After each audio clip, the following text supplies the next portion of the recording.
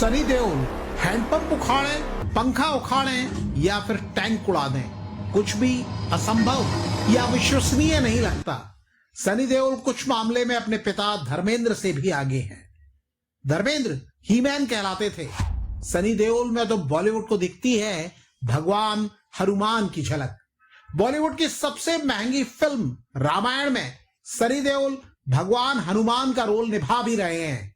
एक और मोर्चा है जहां सनी देओल का कोई मुकाबला नहीं है। 68+ की उम्र में वो ऑल टाइम ब्लॉकबस्टर फिल्म देने वाले इकलौते सुपरस्टार हैं। गदर 2 700 करोड़ के पार गई थी। बॉर्डर 2 ने 3 दिन में 200 करोड़ का कारोबार कर लिया।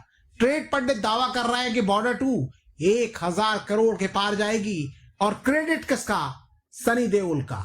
बॉर्डर 2 में वरुण धवन है, दिलजीत दोसांझ हैं, आहान शेट्टी हैं, लेकिन देखने वाले थिएटर तक किसके लिए आ रहे हैं? आप किसी से भी पूछकर देखिए, वो नाम है सनी देओल। भले ही बॉलीवुड कवर करने वाले पत्रकार उन्हें सुपरस्टार या मेगा स्टार नहीं कहते, लेकिन सनी देओल और उनके जलवे को फर्क नहीं पड़ता। वो बॉलीवुड में कामयाबी की वो सुनामी है, जब उनका वक्त आता है तो फिर सामने कुछ भी नहीं टिकता। सनी देओल का जलवा आज का नहीं है। याद कीजिए, साल 1992 अमिताभ बच्चन ने फिल्म खुदा गवाह के बाद ब्रेक लिया था। सामने था एक ही सवाल, अगला नंबर 1 कौन? उस वक्त शाहरुख खान, सलमान खान और आमिर खान की तिकड़ी पैर जमाने की कोशिश कर रही थी। अनिल कपूर, संजय दत्त और जैकी श्रॉफ कभी हिट तो कभी फ्लॉप के बीच झूल रहे थे। धर्मेंद्र, जितेंद्र और मिथुन का दौर जा रहा था, लेकिन इकलौता नाम जिसका सिक्का बुलंद था वो थे सनी देओल।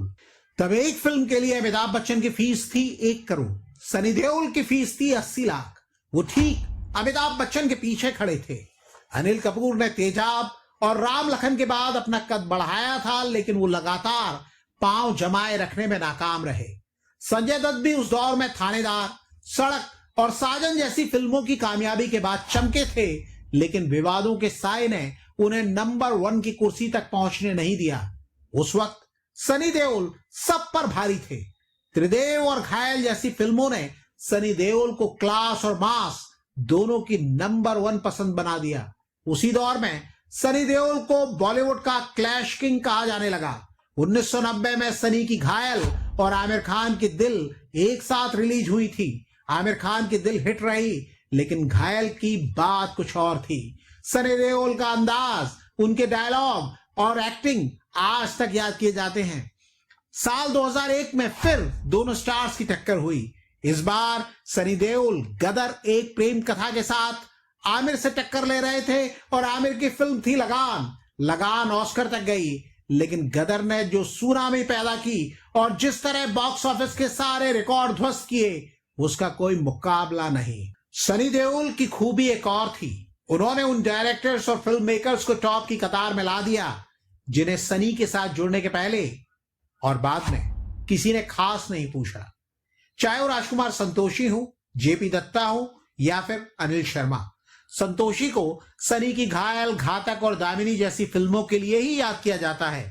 सनी देओल के करिश्मे का असर समझिए, उनकी एक्टिंग का प्रभाव देखिए। उनके किरदारों को देखकर लोगों को यकीन हो चला था कि सनी देओल वाकई 7 ताकतवर भाइयों को अकेले मसल सकते हैं। अमरीश पुरी और डैनी जैसे विलेन जो स्क्रीन पर अजब खूंखार दिखते थे, सनी के सामने आते ही बेबस नजर आने लगते थे। और जब ये 2.5 किलो का हाथ किसी पर पड़ता है ना, 2.5 किलो कितना भारी होता है यह किसी ने तौला नहीं, लेकिन जनता ने मान लिया कि यह सबसे भारी है। जिद्दी और जीत में सनी देओल ने जो कमाल किया, फैंस उसे आज तक नहीं भूले हैं।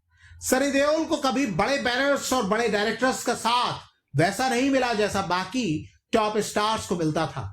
सलमान खान के पीछे बड़जात्या थे, शाहरुख खान के पीछे यश चोपड़ा, आदित्य चोपड़ा और करण जौहर थे।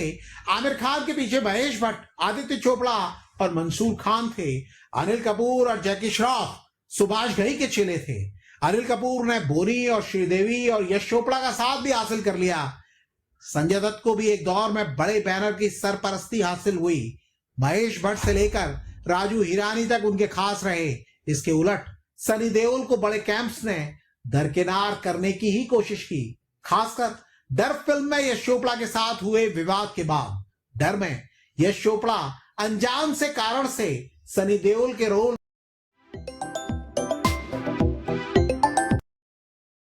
पर कैंची चलाते गए और शाहरुख खान को प्रमोट करते गए।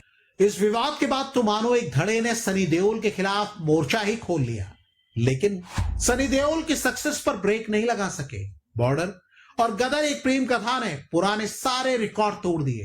रिकॉर्ड गवाह हैं, जिस साल सनी देओल की फिल्म चली उस साल उनके सामने कोई और स्टार नहीं टिका।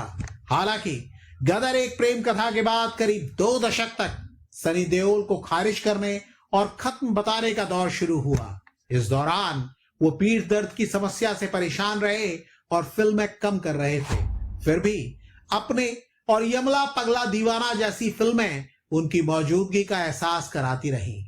2023 में आई गदर 2 ने कामयाबी की वो सुनामी ला दी जिसने हर आलोचक को कहां बहा दिया, आज तक पता करने की कोशिश जारी है। अगर आप याद करें तो आज सनी देओल के हम उम्र अनिल कपूर, संजय दत्त और जैकी श्रॉफ या तो करेक्टर रोल कर रहे हैं या फिर विलन का रोल कर रहे हैं, लेकिन सनी देओल आज भी लीड रोल में हैं और अपने दम पर मल्टीप्लेक्स और सिंगल स्क्रीन थिएटर भर रहे हैं। आपको यह भी याद रखना होगा कि बॉलीवुड या हिंदी फिल्म इंडस्ट्री में अब तक ऐसा कोई स्टार नहीं आया जिसने 68 साल की उम्र में ऐसी कामयाब फिल्में दी हो, चाहे वो दिलीप कुमार हो, धर्मेंद्र हो या फिर अमिताभ बच्चन। यानी सनी देओल ने नया पैमाना बना दिया है। बॉलीवुड के तमाम स्टार्स, सुपरस्टार्स और मेगा स्टार्स के बीच सनी देओल सन यानी सूरज सरीखे हैं और जब वो चमकते हैं उस रोशनी में सारे सितारे गुम हो जाते हैं। आपको क्या लगता है? कमेंट करके हमें बताइएगा जरूर।